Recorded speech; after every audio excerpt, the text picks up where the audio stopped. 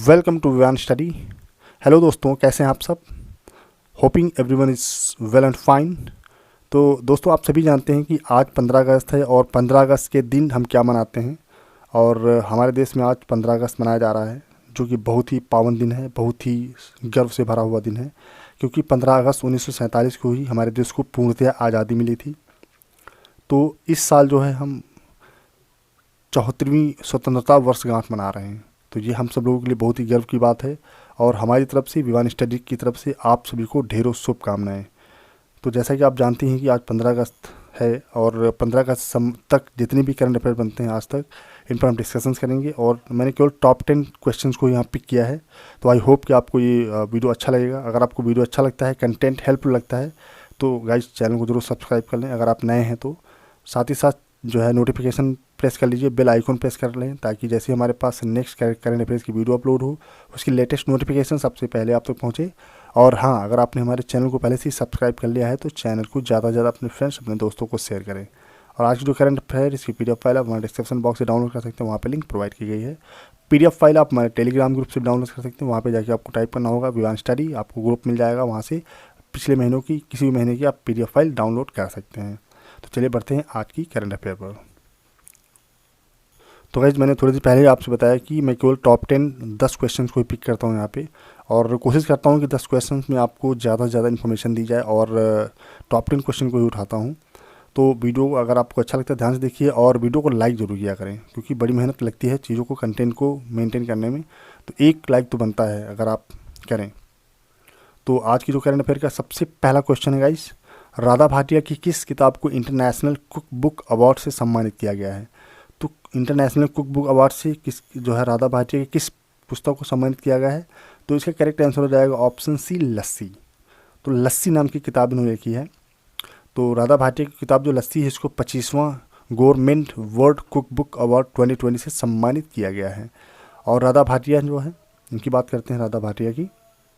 तो ये राधा भाटिया हैं और इनकी जो किताब है लस्सी ऑफ इंडिया, ये लिखी इन्होंने। और इसमें मैसेज क्या दिया गया है, राधा भाटिया जो है अपनी इस किताब के द्वारा आज की युवाओं को, जो यूथ्स हैं, उनको ट्रेडिशनल फूड से परिचित कराना चाहते हैं कि हमारे ट्रेडिशनल फूड्स क्या क्या हैं।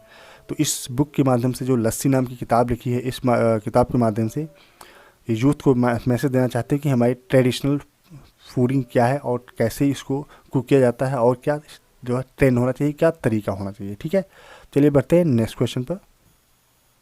तो दोस्तों, नेक्स्ट क्वेश्चन है, हाल ही में किसने नेशनल इंफ्रास्ट्रक्चर पाइपलाइन की ऑनलाइन डैशबोर्ड का शुभारंभ किया है?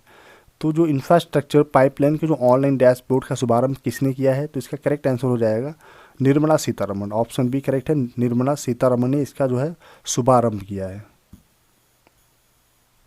तो गाइस, ये हैं निर्मला सीतारमण, जो वर्तमान में क्या है, वित्त मंत्री हैं, फिनेंस मिनिस्टर हैं। और इन्होंने ही जो है क्या किया है कि नेशनल इंफ्रास्ट्रक्चर पाइपलाइन की ऑनलाइन डैशबोर्ड का शुभारंभ किया है। और इस डैशबोर्ड पर 6800 से अधिक परियोजनाओं का ऑनलाइन प्रदर्शन होगा। तो यहाँ पे आप इमेज में भी आप देख सकते हैं कि मतलब किन किन चीज़ों का जो है उद्घाटन ये करने जा रही हैं, या अभी तक किन किन जो है चीज़ों का उद्घाटन किया है। तो ये जो आप देख रहे हैं यहाँ पे, ये किस परियोजना का जो है उदाहरण है, नेशनल इंफ्रास्ट्रक्चर पाइपलाइन। ठीक है, चलिए बढ़ते हैं नेक्स्ट क्वेश्चन पर। तो गाइस, ये जो अगला क्वेश्चन है बहुत ही इंपॉर्टेंट क्वेश्चन है, क्योंकि जो आपके जो एग्ज़ाम्स आने वाले हैं, जैसे दिल्ली पुलिस का हो गया, दिल्ली कांस्टेबल का, और जो बिहार MP पुलिस का हो गया, इससे रिलेटेड जो भी अपकमिंग एग्ज़ाम्स हैं, उनके हिसाब से ये जो करंट अफेयर्स के क्वेश्चंस हैं बहुत ही इंपॉर्टेंट, या कह सकते हैं आप VVIP क्वेश्चंस हैं, वेरी वेरी इंपॉर्टेंट। ठीक है, तो इनको आप कहीं पे नोट्स बनाते चलें ताकि आपके लिए जो है ईजी रहे। तो क्वेश्चन देख लेते हैं यहाँ पे, वैज्ञानिकों ने सेरेस, बृहस्पति और मंगल के बीच क्षुद्र ग्रह, छोटा ग्रह बेल्ट में दुनिया के सबसे बड़े डैश की खोज की है। तो किस चीज़ की खोज की है? तो वैज्ञानिकों ने सेरेस, बृहस्पति और मंगल के बीच क्षुद्र ग्रह बेल्ट के दुनिया के सबसे बड़े महासागर की खोज की है। करेक्ट आंसर ऑप्शन बी हो जाएगा कि महासागर की खोज की है इन क्षुद्र ग्रहों के बीच में। ठीक है, तो इसका ये करेक्ट आंसर हो जाएगा। और जो वैज्ञानिकों ने क्या किया है, जो है जो सेरेस ग्रह है, बृहस्पति और मंगल के बीच, इसको जो खोजा है, और इस खोज ने बोने सेरेस ग्रह पर जीवन की संभावना के बारे में संकेत दिए हैं कि हो सकता है जीवन के संकेत यहाँ पे हों, और किस प्रकार के जीवन के, बोनेस एरेस ग्रह पर जीवन, यानी हो सकता है कि जो है ह्यूमन वहाँ पे सर्वाइव कर सकें। तो जीवन की संभावना के सारे संकेत दिए हैं ये जो महासागर मिला हुआ है। तो बहुत ही इंपॉर्टेंट क्वेश्चन है कि वैज्ञानिकों ने सेरेस, बृहस्पति और मंगल के बीच क्षुद्र ग्रह बेल्ट में दुनिया के सबसे बड़े महासागर की खोज की है। और यहाँ पर क्या है, जीवन की संभावना के बारे में संकेत दिए गए हैं कि हो सकता है यहाँ पे जीवन यापन करने लायक पर्यावरण हो, या इन्वायरमेंट हो, या माहौल हो। ठीक है, तो चलिए बढ़ते हैं नेक्स्ट क्वेश्चन पर। तो नेक्स्ट क्वेश्चन गाइस, दिल्ली सरकार ने शहर में जो रेहड़ी लगाते हैं और पटरी वालों को कितने हज़ार तक का कर्ज उपलब्ध कराने की घोषणा की है? तो इसका सीधा सा आंसर हो जाएगा, करेक्ट आंसर ऑप्शन बी। तो जो अभी दिल्ली में जो सरकार है, केजरीवाल की सरकार, इसने क्या किया है कि शहर में जो रेहड़ी पटरी वालों को जो लगाते हैं सड़क के किनारे पटरी रेहड़ी वगैरह, इनको 20,000 तक का कर्ज उपलब्ध कराने की घोषणा की है, जिसमें दिल्ली की आर्थिक गतिविधियों में तेज़ी लाने में मदद मिलेगी, ये गवर्नमेंट का मानना है। और सरकार के फैसले से 1 लाख से अधिक पंजीकृत रेहड़ी पटरी वालों को फ़ायदा मिलेगा। तो इसके लिए पहले क्या कराया जाएगा, पहले रजिस्ट्रेशन कराया जाएगा, पंजीकृत होंगे रेहड़ी पटरी वाले, उसके बाद उनको जो है कर्ज दिया जाएगा तकरीबन 20,000 तक का। तो बहुत इंपॉर्टेंट क्वेश्चन ये भी है, क्योंकि ज़्यादा टफ क्वेश्चन तो नहीं है, लेकिन एग्ज़ाम के लिए हो सकता है कि आ जाए। ठीक है, तो रेहड़ी पटरी वालों को जो है कर्ज देने का घोषणा किसने की है? दिल्ली सरकार ने, केजरीवाल ने। ठीक है, चलिए बढ़ते हैं नेक्स्ट क्वेश्चन पर। तो 5वां क्वेश्चन गाइस, हाल ही में किसने जम्मू कश्मीर के कुछ हिस्सों में 15 अगस्त से 4G सेवा के ट्रायल की शुरुआत करने की घोषणा की है? तो कौन सा गाइस, क्या मतलब कम्युनिकेशन से रिलेटेड जो सर्विस होती है 4G सेवा के ट्रायल की शुरुआत करने की घोषणा की है? तो किसने किया है? तो किया है केंद्र सरकार ने, ऑप्शन सी करेक्ट हो जाएगा। तो केंद्र सरकार ने क्या किया, हाल ही में जम्मू कश्मीर के कुछ हिस्सों में 15 अगस्त से 4G सेवा की ट्रायल की शुरुआत करने की घोषणा की है। तो ये ट्रायल बेस पे होगा, अगर प्रॉपरली वर्क करेगा, क्योंकि पहाड़ी एरिया है और वहाँ पे काफ़ी जंगलात हैं, तो उसकी अभी ट्राई करेंगे। और इसी का विशेष समिति ने जम्मू कश्मीर डिवीज़न के एक जिले में प्रयोग के आधार पर तेज़ गति वाली इंटरनेट सेवाएं बहाल करने की घोषणा की है, ताकि लोगों को वहाँ पे नेट चलाने में, नेटवर्किंग में इशू ना हो, आसानी हो जाए। ठीक है, तो ये सेवा शुरू करने की घोषणा किसने की है? केंद्र सरकार ने। तो याद रखेंगे या नोट्स बनाते चलें। चलिए बढ़ते हैं नेक्स्ट क्वेश्चन पर।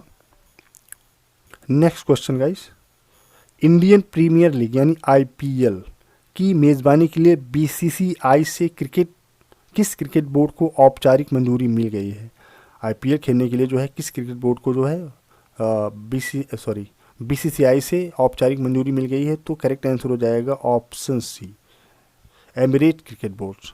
तो इंडियन प्रीमियर लीग की मेज़बानी के लिए BCCI से किस बोर्ड यानी एमिरेट्स क्रिकेट बोर्ड को क्या हो गया है, औपचारिक मंजूरी मिल गई है कि वो इंडियन प्रीमियर लीग यानी IPL में मेज़बानी कर पाएंगे।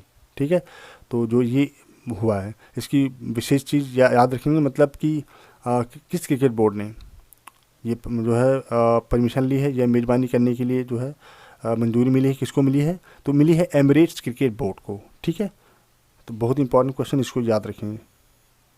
और यहीं पे अगर हम बात करते हैं IPL की, तो IPL इस बार 19 सितंबर से 10 नवंबर तक UAE में खेला जाएगा, और IPL के मैच के लिए टीमें 20 अगस्त के बाद UAE रवाना हो जाएंगी। तो इस बार जो IPL होगा वो UAE में खेला जाएगा, इसीलिए उसने जो है क्या किया है, एमिरेट्स क्रिकेट बोर्ड ने जो है वहाँ से औपचारिक मंजूरी ले ली है। चलिए बढ़ते हैं नेक्स्ट क्वेश्चन पर। नेक्स्ट क्वेश्चन गाइस, किस देश ने उन्नत मिसाइल रक्षा प्रणाली एरो 2 का सफल परीक्षण किया है? तो एरो 2 क्या है? एक उन्नत मिसाइल रक्षा प्रणाली है, या कह सकते हैं उन्नत मिसाइल जो है सिक्योरिटी सिस्टम है एरो 2। तो इसका सफल परीक्षण किसने किया है? तो इसका करेक्ट आंसर हो जाएगा ऑप्शन डी, इजराइल ने किया है। तो इजराइल ने हाल ही में उन्नत मिसाइल रक्षा प्रणाली, तो गाइस ये है उन्नत, जिसका मैंने नाम लिया है उन्नत मिसाइल रक्षा प्रणाली। ठीक है, एरो 2। तो ये एरो 2 है, और इसी का क्या किया है जो है सफल परीक्षण किया है किसने? इजराइल ने।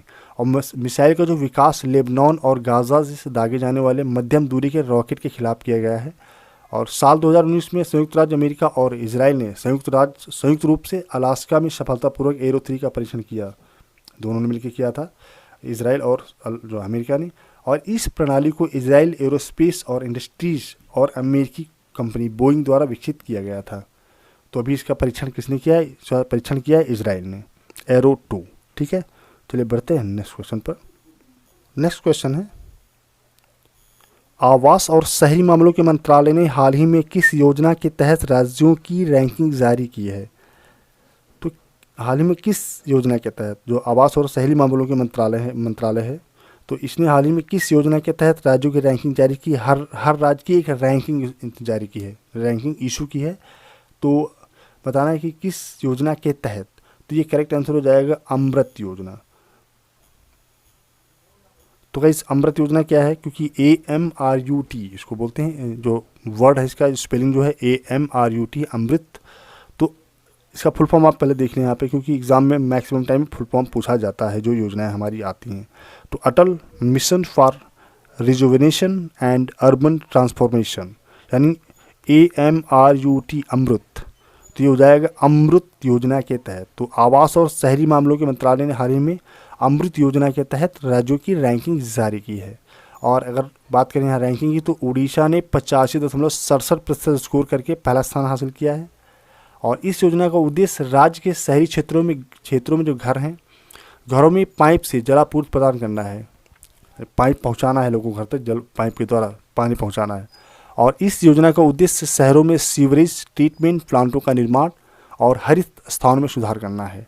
और उड़ीसा के बाद चंडीगढ़ 75.08% नंबर पर प्राप्त करके दूसरे स्थान पर है। और पहले स्थान पर क्या बताया मैंने भी आपको, उड़ीसा है, और दूसरे स्थान पर कौन सा राज्य? चंडीगढ़ है। और जबकि तेलंगाना 74.04 नंबर प्राप्त करके तीसरे स्थान पर पहुँच गया है।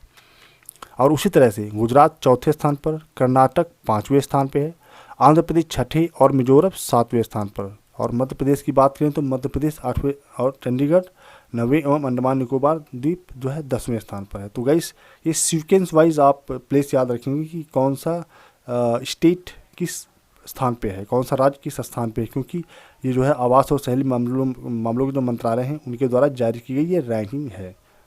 तो बहुत इंपॉर्टेंट ये है कि सबसे टॉप पे कौन है, सबसे पहला राज्य कौन है सबसे पहले स्थान पर? तो वो है उड़ीसा, जिसने 85.67% स्कोर किया है।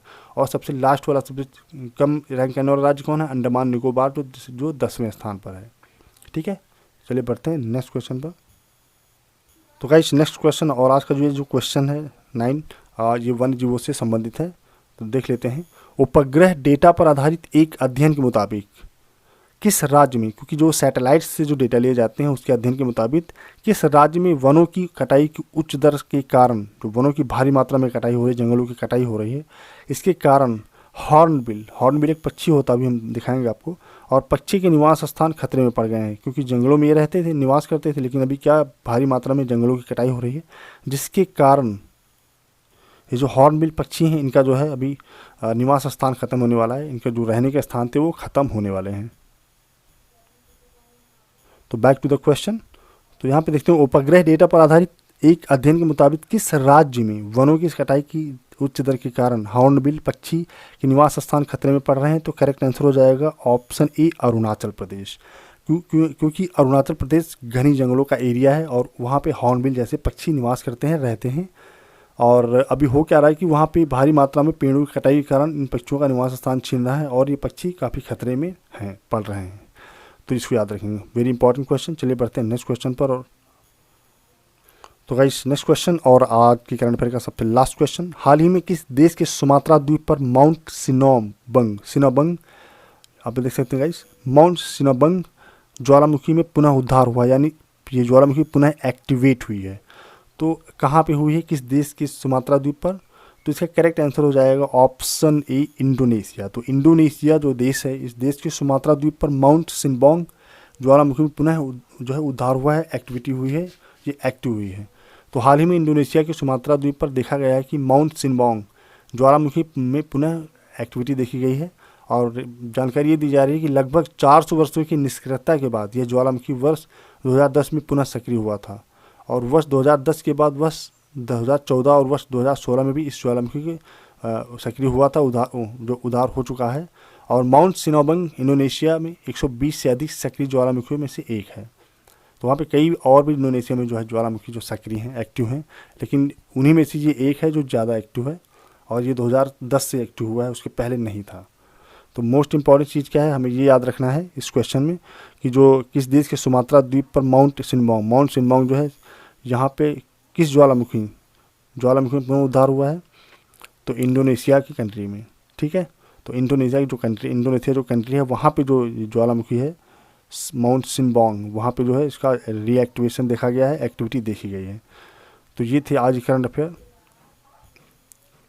तो गाइस इसी क्वेश्चन में आप स्वयं देख सकते हैं कि मतलब ये ज्वालामुखी की एक्टिविटी, जो माउंट सिनाबंग जो ज्वालामुखी है, इसकी एक्टिविटी आप देख सकते हैं, क्योंकि 2010 के पहले नहीं एक्टिव था, लेकिन उस 2010 के बाद ये एक्टिव हुआ और बीच बीच में जो है एक्टिव होता गया। तो अभी वर्तमान में इसका कहर जारी है, ये मतलब एक्टिवेट हो चुका है। तो गाइस अगेन आप सभी को 15 अगस्त और स्वतंत्रता दिवस की ढेर सारी शुभकामनाएं। और आज की करंट अफेयर से रिलेटेड कोई क्वेरी, कमेंट, सजेशन हो तो आप हमें बता सकते हैं, हमारे कमेंट बॉक्स में लिख सकते हैं। तो thank you so much for today. जय हिंद।